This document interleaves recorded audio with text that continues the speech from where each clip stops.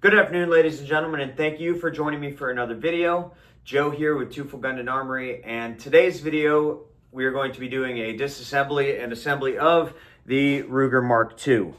Now, a customer sent me this in for a cleaning. He was having some trouble with feeding and extracting the rounds, and I did some work on it, and I wanted to do a video of the assembly and disassembly process to assist him with field stripping it for cleaning, to prevent a lot of the issues that happen with these firearms in specific and how they work. With that being said, I'm filming this video for that purpose. So enjoy. We're going to go ahead and tear this down and put it back together. And the first step with any firearm is making sure the weapon is on safe. You're going to go ahead and remove the feed source. No magazine. Visually and physically inspect that the chamber is clear. It is clear. We are safe to work on this firearm. Now, the first step in tearing down the Ruger Mark II is to go ahead and put it on safe and pull the trigger. It's a lot like Glock in that regard, or some of those other Glock clones. I know my SAR-9 SOCOM. The first step is the same way. You got to pull the trigger and send the necessary mechanisms home. The second step is to take, I'm using a wall hanger in this case, but you can use a paper clip, Christmas ornament, whatever. You are grabbing this. Let me see if I can get a little bit better light on it here. You're grabbing this lever right here in the back of the firearm, and you're going to be pulling it to the rear, just like so. So you can see that right there. Now, what this does, this mechanism is holding this metal dowel in the top of the firearm, and that goes straight through and holds the bolts in place, holds the barreled action on, and everything. And so we're going to go ahead and shimmy that out the back, just like so. Some of them, depending on how well you take care of them and how often or not often they are cleaned, can require use of pliers to pull on this to get it to pull out of the back. This one comes out pretty easy, but then again, I just cleaned it. So that being said, you're going to pull it like this, and then you can pull that metal dowel straight out the bottom, just like so. And then the next step is to drop the hammer, which sometimes can end up getting caught.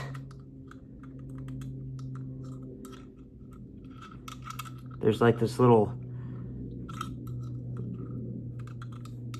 lip thing in here.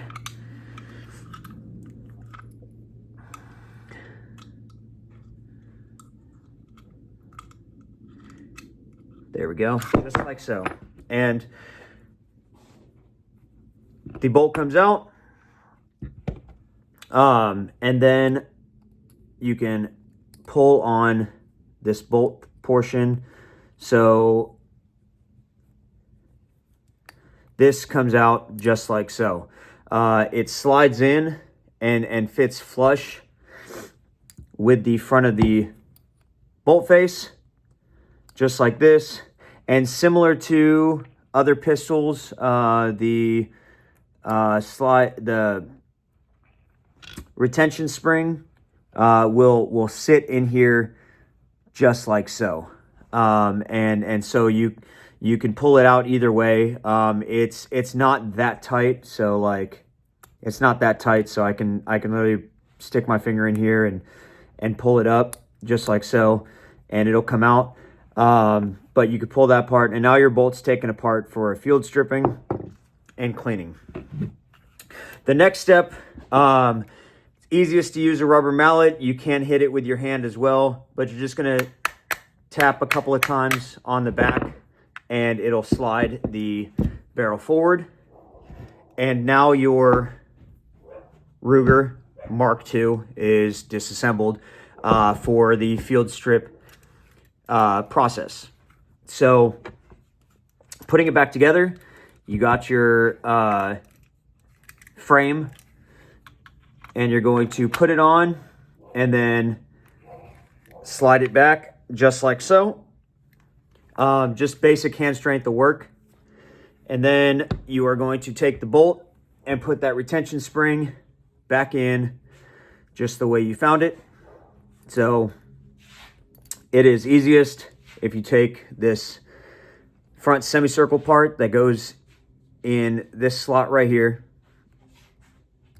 and slide it in, and then you can take the back, looks like a trident, and slide it right there in front like so. And what this actually does is this little indentation, let me see if you can see it better. So this little indentation right here, or protrusion, I should say, that's in the center of the trident, it looks like a dome almost, that will actually run along this dowel when it's through the firearm. So this is how it sits on the inside when the bolt is actually in, and this top part comes out the top of the gun. So once that is in there like so,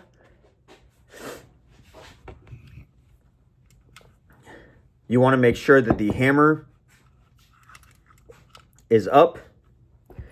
Sometimes this can take, correction, you want to make sure the hammer is down, put the bolt in, and then make sure the hammer is up.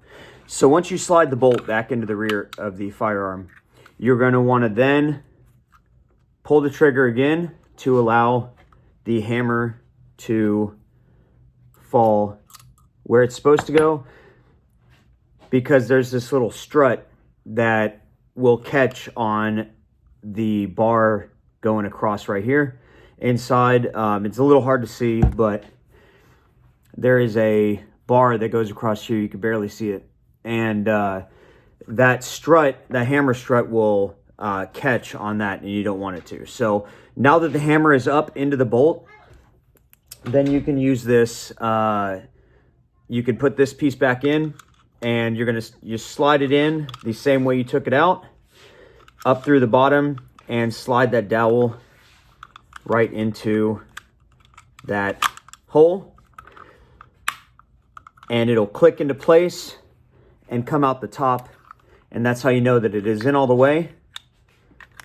And then you are going to let the kind of rotate the firearm and let that strut back down, and it'll slide into this groove in the back of this piece, right where my middle finger is, right there. It'll slide into there, and then you'll close it up, push it in and close it up. You should feel a little bit of tension right there, just like so. And then, moment of truth, if you've done it correctly, it will come all the way to the rear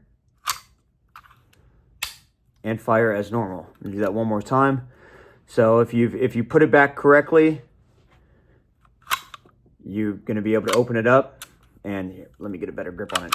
Open it up, and it'll work just how it's supposed to. So that being said, that is the assembly and disassembly of the Ruger Mark. With this type of firearm, primarily blowback firearms, you are going to have a lot of issues with the cleanliness or dirtiness affecting the operation of the firearm, because you need the more carbon that you have built up in the firearm, the harder it's going to be for that round, more specifically this 22, to have enough energy to push this operating system and bolt all the way to the rear and properly cycle. If there's excess dirt and debris and grime, this is going to start not being able to move as smoothly. and then you start having feeding and extracting issues because it won't be being pushed back enough to allow that space to be there to be able to properly extract the round before and eject the round before trying to feed another one. Or, you know, in even worse cases, it won't move back enough to even pull the empty casing out of the chamber. So with that being said, especially on these type of firearms, make sure to always keep them clean and lubricated. Ammunition is a big thing. Certain ammunitions will work better than others on this type of operating system. So that being said, thank you all for joining me for this video. If you're still here, leave your thoughts and comments, like, subscribe, all that jazz, everything that YouTube does. And have a good day. I'll see y'all next time. Take care.